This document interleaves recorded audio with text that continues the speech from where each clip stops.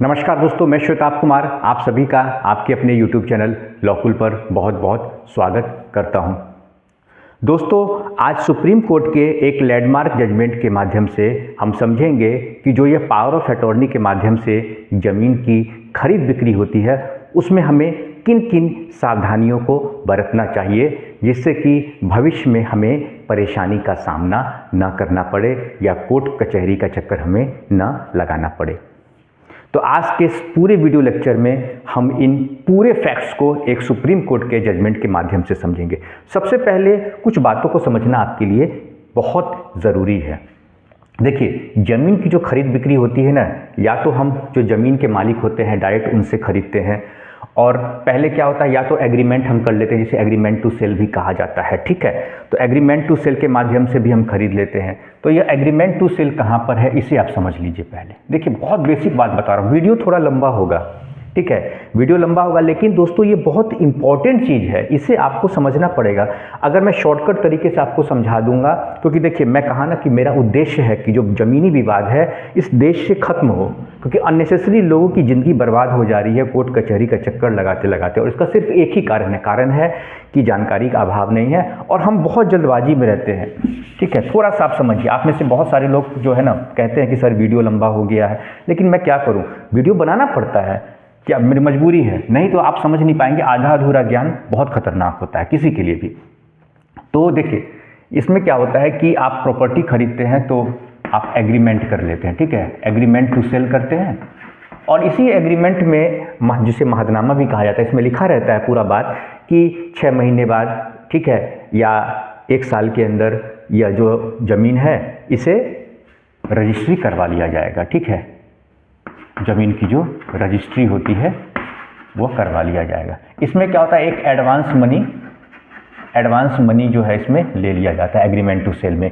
इसमें लिखा रहता है एग्रीमेंट टू सेल में कि इतना इतना पैसा लिया, इस आदमी से लिया, ज़मीन का भी ब्यौरा दिया रहता है कि फलां रजिस्ट्री ऑफिस में इस तारीख को ज़मीन की रजिस्ट्री करवाई जाएगी। सारी बातें लिखी होती हैं। ठीक है, नेचर ऑफ लैंड हो गया, चौहद्दी हो गई, सब कुछ लिखा रहता है और ये ज़मीन की रजिस्ट्री हो जाती है। तो यह जो सारा प्रावधान है यह कहाँ दिया हुआ है, यह देखिए, यह दिया हुआ है आपका section 54 of TP act. TP का मतलब हो गया ट्रांसफर ऑफ प्रॉपर्टी एक्ट 1882।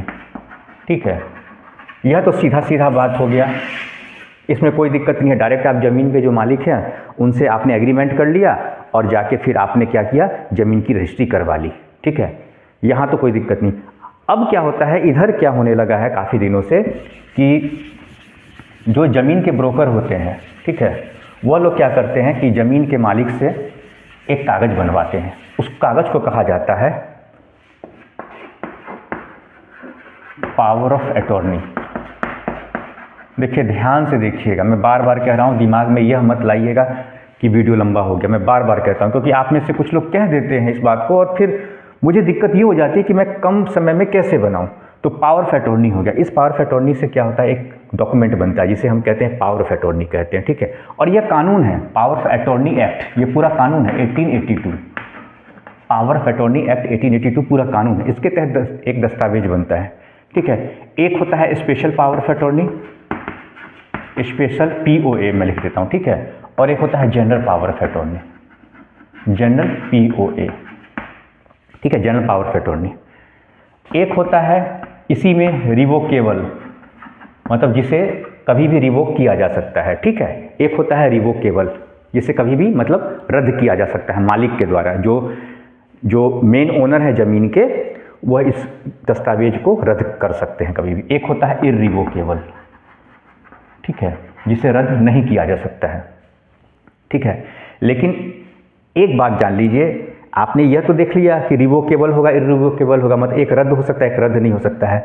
लेकिन जब पावर ऑफ अटॉर्नी होल्डर है, यानी कि जो ज़मीन का मालिक है और उसने जो दस्तावेज बनाया है पावर ऑफ अटॉर्नी का, उसकी मृत्यु अगर हो जाती है तो खुद ही स्वतः ही, क्योंकि उसके लाइफ टाइम तक ही वैलिड है, जैसे ही उसकी मृत्यु हो जाती है उसके डेथ के बाद से यह दस्तावेज अपने आप रद्द हो जाएगा। तो यह जरूर चेक कर लीजिएगा, यही बात बता रहा हूँ, इस जजमेंट में यही बात कहा गया है। यह जरूर चेक कर लीजिएगा कि जो ज़मीन के मालिक हैं, असली ज़मीन के जो मालिक हैं, ठीक है, क्योंकि ज़मीन का मालिक पावर ऑफ अटॉर्नी होल्डर नहीं होता है, नहीं होता और नहीं होता, इस बात को आप जान लीजिए। और ये बात सुप्रीम कोर्ट ने कहा है, Suraj lamp industries limited versus state of Haryana के मामले में भी कहा है। लेकिन आप लोग समझते नहीं हैं, गलती कर देते हैं और फिर कहते हैं कि सर वीडियो भी लंबा हो रहा है। थोड़ा सा देखिए ये कि ज़मीनी या तो ज़िंदगी भर लड़ते रहिए, या 20 मिनट 25 मिनट का या आधे घंटे का मैक्सिमम मेरा वीडियो होगा ये, उसको देख लीजिए, या तो अपनी ज़िंदगी में आधा घंटा का समय दे दीजिए, और नहीं तो लड़ते रहिए 20 साल 25 साल 30 साल लड़ते रहिए, लाखों करोड़ रुपया आपका बर्बाद हो जाएगा। कोर्ट कचहरी यहाँ से लड़ते रहिए, डिस्ट्रिक्ट कोर्ट से हाई कोर्ट से लेकर सुप्रीम कोर्ट तक लड़ते रहिए। इसलिए बता रहा हूँ मैं आपको, सिर्फ लड़ना ही नहीं, आपका पैसा बर्बाद हो जाता है। ज़मीन की कीमत लाखों करोड़ों में है भाई साहब, तो थोड़ा समझिए आप लोग इस बात को, ठीक है। यह जो है आपका, अगर आप एक गलती करेंगे, आप ज़मीन खरीदने से पहले देखें कि ज़मीन का मालिक जिंदा है या नहीं है, ठीक है। और कोशिश कीजिए कि जो पावर ऑफ अटॉर्नी होल्डर से कहिए कि मुझे जो ज़मीन के मालिक है उनसे भी मुझे मिलना है, एक बार मुलाकात जरूर कीजिए, ठीक है। पूरे दस्तावेज को देखिए, किसी तरह का विवाद है कि नहीं है, ठीक है ना।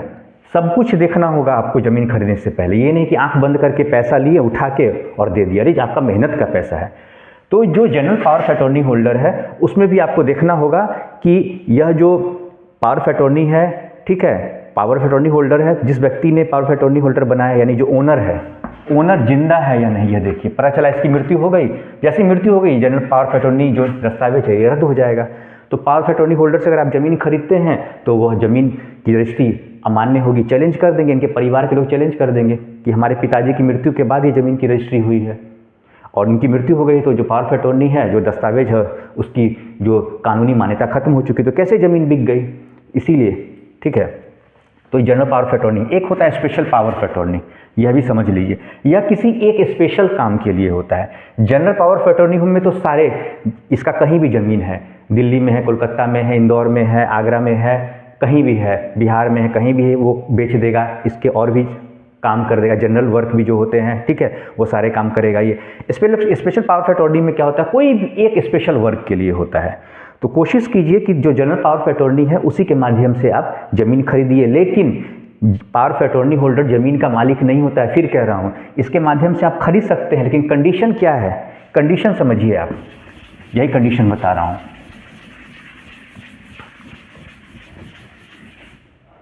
कंडीशन यही है, देखिए, आप POA शॉर्ट में लिख देता हूँ, यानी पावर ऑफ अटॉर्नी, POA से ज़मीन तभी खरीदिए, check the validity of document. अब कौन सा डॉक्यूमेंट होगा, दो डॉक्यूमेंट होगा। एक डॉक्यूमेंट होगा जो POA को देखिए, पावर ऑफ अटॉर्नी को देखिए कि यह दस्तावेज सही है या नहीं, ठीक है। यह अपने आप को ज़मीन का मालिक बताएगा। कब बताएगा, ये कहेगा कि मैंने एग्रीमेंट टू सेल करवा लिया है तो मैं मालिक हो गया। नहीं, पावर ऑफ अटॉर्नी बनाने से और एग्रीमेंट करवा लेने से ही कोई ज़मीन का मालिक नहीं हो जाता, इस बात को आप याद रखिएगा। और यह बात Suraj lamp industries limited versus state of Haryana के मामले में कहा गया। अगर आपको कोई ज़मीन का ब्रोकर, दलाल या जिसने पावर ऑफ अटॉर्नी बना रखा है, वो अगर कहेगा आपको कि एग्रीमेंट मेरे नाम से है, मैं ही मालिक हूँ, तो आप कहिएगा कि सुप्रीम कोर्ट का जजमेंट मुझे पता है, Suraj lamp industries limited versus state of Haryana, जिसमें कहा गया है कि ज़मीन का मालिक वही होगा जिसके नाम से ज़मीन की रजिस्ट्री होगी, या केवाला होगा, या प्रॉपर्टी का सेल होगा जिसके नाम से, ठीक है। जिसके नाम से एग्रीमेंट होगा या पावर ऑफ अटॉर्नी होगा, वो ज़मीन का मालिक नहीं होगा, कहिएगा उससे आप, ठीक है। तो पावर ऑफ अटॉर्नी हो गया, और वो कहेगा कि मेरे पास एग्रीमेंट भी है, ठीक है, जिसे एग्रीमेंट टू सेल कहा जाता है। तो एग्रीमेंट टू सेल कहेगा कि ज़मीन का मालिक हूँ मैं, तो कहिएगा कि नहीं, आप ज़मीन के मालिक ही नहीं हो। आप पूरा दस्तावेज आप चेक कीजिए, जिसके नाम से पावर ऑफ अटॉर्नी है उससे आप मिलिए, कहीं मुझे मिलना है, बात करवा दो, बात कीजिए, वीडियो कॉल पे कीजिए, ठीक है, कोशिश कीजिए कि मिलना हो, ठीक है, आप उससे मिलिए, ठीक है। और नहीं हो संभव होता है तो आप उससे बातचीत कीजिए, बताइए कि ऐसे ऐसे आपके नाम से ये ज़मीन मुझे बेच रहे हैं, ठीक है, सब कुछ सही है कि नहीं है, सारा दस्तावेज, ठीक है। ये चीज़ आप कंफर्म कीजिए इस चीज़ को, नहीं तो पता चला कि जो ज़मीन का मालिक है वो मर चुका है और उसके नाम से दस्तावेज बना के और उसके नाम की ज़मीन बेची जा रही है। यही तो फर्जीवाड़ा होता है, लड़ते रहिएगा ज़िंदगी भर। इसलिए कह रहा हूँ, इस बात को आप कंफर्म कीजिए। तो एक तो दस्तावेज को देख लीजिए, और जो पावर ऑफ अटॉर्नी होल्डर है वो जिंदा है या नहीं, यह चीज़ देख लीजिए। दूसरी बात मैं बता दूं कि जो आप पैसा दीजिएगा, पैसे का लेन देन आप कोशिश कीजिए कि चेक के माध्यम से हो, ठीक है, चेक के माध्यम से हो, जिसका कोई आपके पास एविडेंस हो, ठीक है। और आप कहिए कि पावर ऑफ अटॉर्नी होल्डर के नाम से नहीं, जो ज़मीन का मालिक है मैं उसी के नाम से मैं पैसा दूंगा, या आप ऑनलाइन तरीके से भी ट्रांसफ़र करते हो, ज़मीन का मालिक है उसी के नाम से आप ट्रांसफ़र कीजिए, इसको मत दीजिए, ठीक है। तो यह कुछ बातों का आपको ध्यान रखना जरूरी यहाँ पर हो जाता है।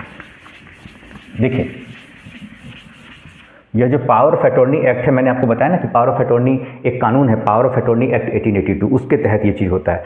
वैसे ही ज़मीन की जो खरीद बिक्री होती है वह होता है आपका ट्रांसफ़र ऑफ प्रॉपर्टी एक्ट 1882, इसके तहत ज़मीन का खरीद बिक्री होता है। इसका सेक्शन 54 याद रखिएगा, सेक्शन 54 के तहत दोनों बातें कही गई हैं। एक तो सेल की बात कही गई है, ठीक है, जिसको आप प्रॉपर्टी रजिस्ट्री कहते हैं, ठीक है, हिंदी में केवाला, ठीक है, ये सेक्शन 54 में है। और एक होता है एग्रीमेंट टू सेल, जिसको आप कहते हैं महदनामा, ठीक है। लेकिन आपको धोखे में रख के क्या किया जाता है, ओनरशिप जो होता है, जो संपत्ति का जो मालिकाना हक होता है, यह सेल से ट्रांसफ़र होता है, जिसे आप ज़मीन की खरीद बिक्री कहते हैं, प्रॉपर्टी का रजिस्ट्रेशन भी कहा जाता है, केवाला भी कहा जाता है। इससे ज़मीन का मालिकाना हक साबित होता है, एग्रीमेंट टू सेल से नहीं होता है। और जनरली क्या होता है, जो ज़मीन के ब्रोकर होते हैं, ठीक है, या फिर जो फ्रॉड आदमी होता है, वो आपको क्या कहेगा कि ज़मीन का मालिकाना हक मेरे नाम से है, देखिए मेरे नाम से तो पावर ऑफ अटॉर्नी भी बन गया है, मेरे नाम से एग्रीमेंट भी है, महदनामा भी है, हम मालिक हैं। बिल्कुल नहीं, आप साफ कह दीजिएगा कि ट्रांसफ़र ऑफ प्रॉपर्टी एक्ट का सेक्शन 54 में कहाँ कहा गया है, 54 में तो कहा गया है कि जिसके नाम से ज़मीन का केवाला होगा वही ज़मीन का मालिक होगा, न कि जिसके नाम से एग्रीमेंट है वह ज़मीन का मालिक होगा। कानून तो कहता है, सुप्रीम कोर्ट ने भी इस बात को कहा है। चलिए आइए अभी दिखाता हूँ मैं आपको सुप्रीम कोर्ट के एक लैंडमार्क जजमेंट को, सुप्रीम कोर्ट के एक लैंडमार्क जजमेंट को मैं अभी दिखा देता हूँ। और इसी अभी जो मैं जजमेंट लिखूंगा ना, इस जजमेंट में आपको Suraj lab industry limited versus state of जो हरियाणा है उसकी बात भी कही गई है। वो लैंडमार्क जजमेंट है, दिमाग में रखिए भाई साहब, ठीक है। चलिए वो मैं जजमेंट बताता हूँ।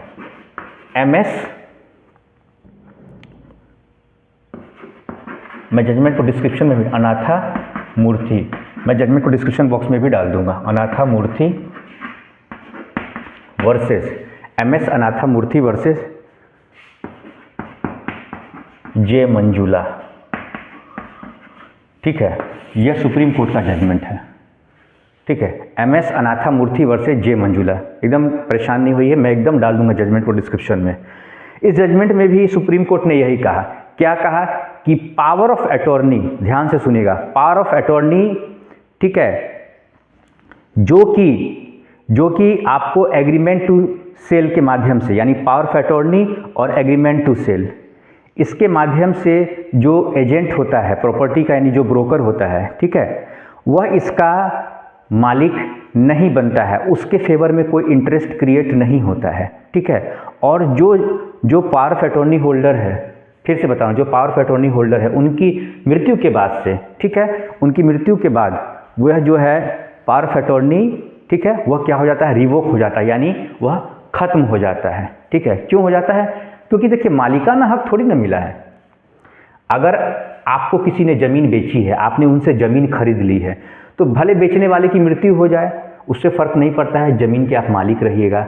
लेकिन अगर पावर ऑफ अटॉर्नी, ठीक है, जिसको GPA भी कहते हैं, जनरल पावर ऑफ अटॉर्नी भी कहते हैं, उसके माध्यम से आपने GPA करवा लिया ज़मीन के मालिक से और एग्रीमेंट करा लिया, और उसकी मृत्यु भी हो जाती है, ज़मीन के मालिक की मृत्यु, अब फिर भी कहिएगा कि नहीं मेरे नाम से तो GPA भी है और एग्रीमेंट भी है, मैं ही इसका मालिक हूँ प्रॉपर्टी का, तो नहीं हो सकते हैं आप। और यही बात सुप्रीम कोर्ट ने इस जजमेंट में कहा है। अभी फिर एक बार क्लियर कर देता हूँ, समझिए बात को, सुप्रीम कोर्ट ने क्या कहा है, समझिए इस बात को। अभी फिर बता देता हूँ, कन्फ्यूज़न है ना, फिर बता देता हूँ। टाइटल जो होता है ज़मीन का, टाइटल या जिसे हम ओनरशिप कहते हैं, ठीक है, ओनरशिप या मालिकाना हक, चलिए ना आपके नाम से आपको समझने के लिए सारे नाम मैंने लिख दिए। टाइटल, ओनरशिप या मालिकाना हक, यह कैसे मिलेगा, यह मिलेगा केवाला से, हिंदी में इसको केवाला या प्रॉपर्टी का रजिस्ट्री, इसी से कोई संपत्ति का मालिक होता है। केवाला से होता है या प्रॉपर्टी के रजिस्ट्रेशन से होता है संपत्ति का मालिक, ठीक है।